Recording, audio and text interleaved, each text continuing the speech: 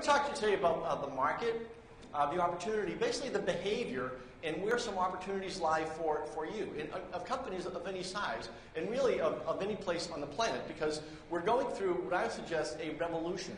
And this is where the web was in 1996. That's where mobile is. It's where the web was in 1996. Those people in those times who learned a lot of lessons from the web stuff, they are actually running a lot of the mobile startups right now. So they are now the people with experience. The other difference between that time and this time is, at that time, the network did not exist. Right now, the network exists. So what we're doing is we're taking the entire network, the infrastructure, everything is networked together.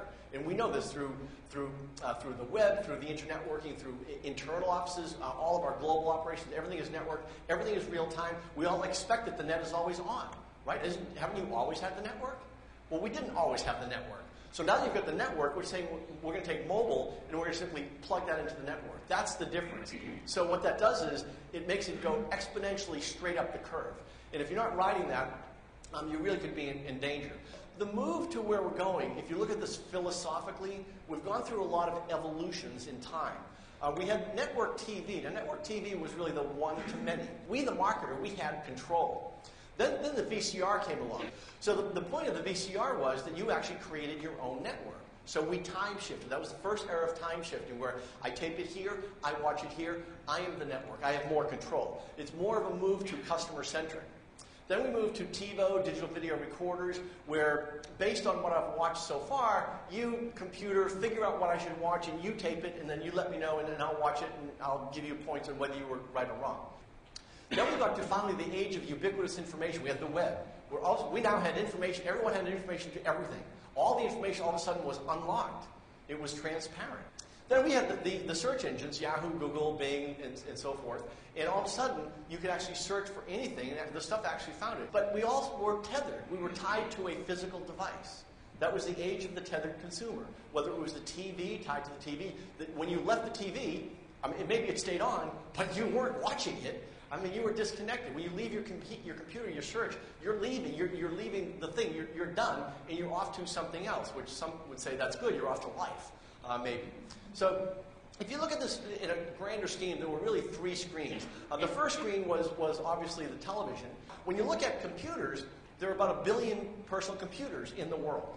This is everywhere. This is the entire planet. Like, that's it. But if you look at the mobile phone, there are 5 billion cell phones.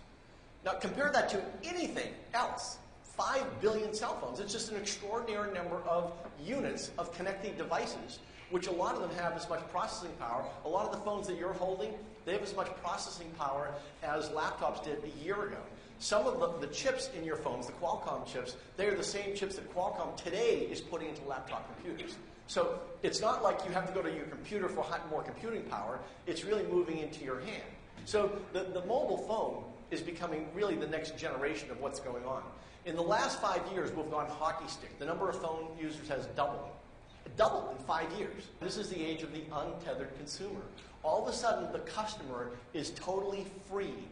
What that means is the challenge for business and for marketing is phenomenal, because the challenge is this person now wants to be marketed to where they are, when they are, as opposed to when we as a marketer want to market to that person. It used to be we had control. We don't have control in this environment, and it's 24/7, and it's in fact global.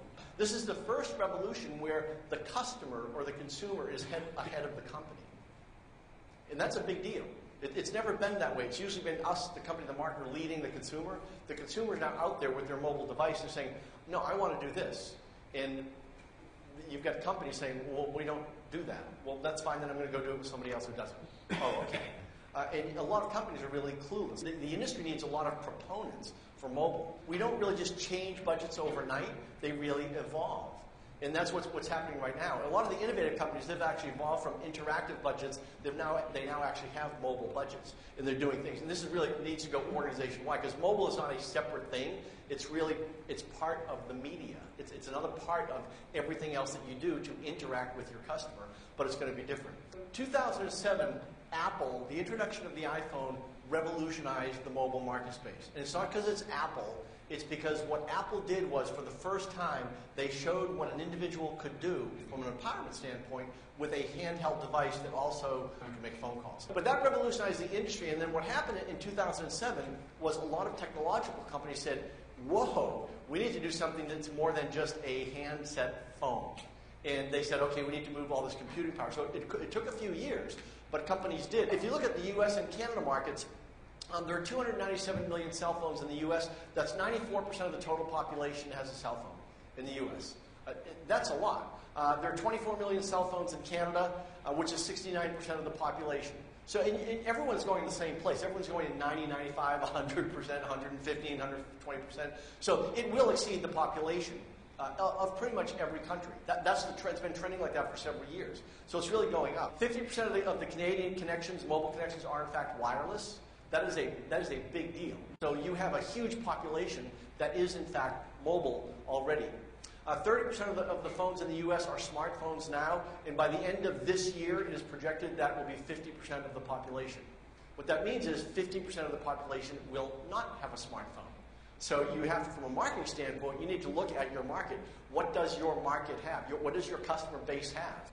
So demographics, smartphone users, they are different than normal or traditional full-feature phone users. They text more, they use the internet more, they play more games, they use more applications, they listen to music. They basically are much more active than other phone users. So when you look at your customer base, what is my customer base? Are they using smartphones? Which smartphones? The platforms are different. Are they using full-feature phones? What are my best customers using versus my new customers? What are my best customers versus my non-best customers? It's all about segmentation and back end. 40% of smartphone owners with apps use them to make decisions while shopping. I mean, think of the influence factor of that. So they could be using a smartphone. It doesn't mean they're tying into you. It can mean they're tapping into a friend, and they're getting advice, but they're looking for insight when they're actually doing the shopping. It's the first time in history we could link supply, demand, which we could link before, with time and location of the customer. I mean, this is a big change. All of a sudden, instead of just looking at supply and demand, which is kind of easy and lengthy to track, but it's relatively easy, we're now looking at time and location of our customer at any given moment. Think of the implications of this, where all of a sudden we have to figure out where our customers are, and they will their device will tell us. And then what is it that we as marketers want to do with that customer at that moment? Well, now the customer's out there saying, I'm right here. Now I want information and help from your company because I like your brand. What have you got? And we aren't structured for that anywhere in the world, but companies aren't structured for that yet. It's like, well, you're just one customer. We need to reach thousands, but I'm your best customer. Well, that doesn't really matter. We need to reach 1,000. Oh, okay, you don't want to reach your best 300. You want to reach 1,000 potentials. Good strategy.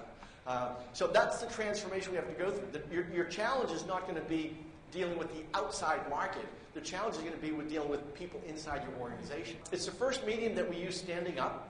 I mean, we don't watch TV standing up. When you think of it, we don't go to movies standing up. Well, you could, but it's kind of silly. But using phone multiple times. Think of how many times you look at your phone in the course of a day. It's probably, how many look at your screen more than 50 times a day? Like, I mean, what else do you look at 50 times a day?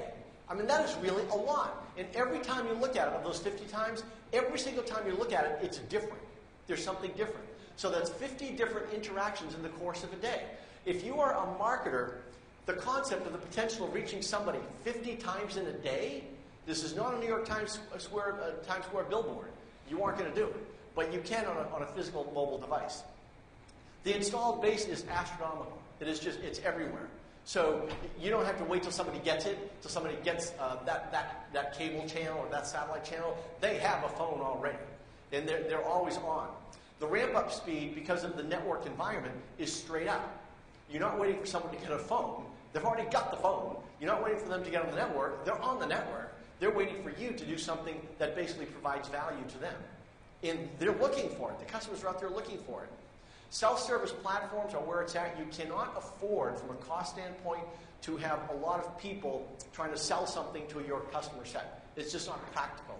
And all the mobile startups know this, by the way. So they've all created a lot of self-service platforms. So businesses go in and sign up. And the companies start so that they're empowering people on the outside. It's very much like Google's. If anyone has ever called Google technical support, if you go through all of it, it's kind of fun if you need to kill some time, like you're looking to kill time. But if you did need to kill some time, call Google tech support. It'll be option 1, press this on, and you finally get to the last one, and you finally get to tech support, and then the message is, Google does not offer telephone technical support. Please check our website at google.com. And then you go back to the web. They don't really have people doing tech support. They're a tech company. At the beginning, they thought the concept would be weird. Why would you have people on the phone talking about a computer? This doesn't make any sense. So they have to do it by computer. You've obviously got a computer if you've got Google, so why would they have people? So they've basically automated the whole process. There's a call to action capability in the mobile device that's like no other device. Because of time and location, supply and demand. The person is right there. That's when you want to say, this is the time. We have the customer here. We want them to do something now, and we empower them and allow them to do it. So it's really, you've got to have, when you're doing things in mobile, you've got to have calls to action. Because people using phones are, in fact, active. They will interact more than with any other media, by the way.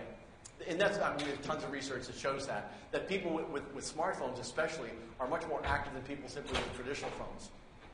We've got the ecosystem in place, so there are a lot of moving parts already. So you don't have to invent something on your own as a business and then go launch it. You have to plug into a lot of other things. And you don't have to basically invent to plug into the ecosystem.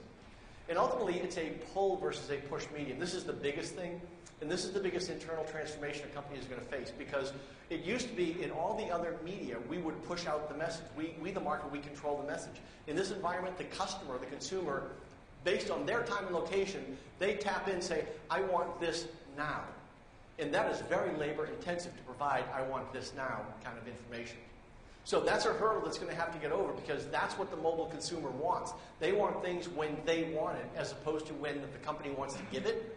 And that's a big transformation in terms of a market itself. And that's really going to cause internal change everywhere.